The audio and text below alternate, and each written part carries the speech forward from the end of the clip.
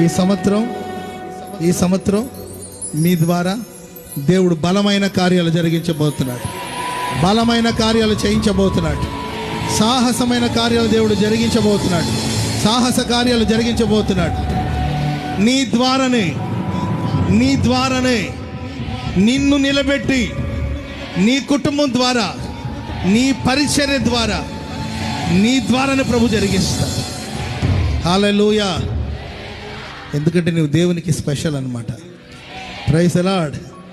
అవునా కదండి? మనం దేవునికి విశేషమైన వాళ్ళు, దేవుని దృష్టిలో మన విలువైన వాళ్ళు. ఆమె చెప్పండి గట్టిగా, హల్లెలూయా.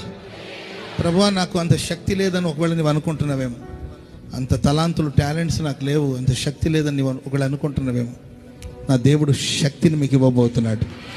శక్తితో నేను నింపబోతున్నాడు. హల్లెలూయా.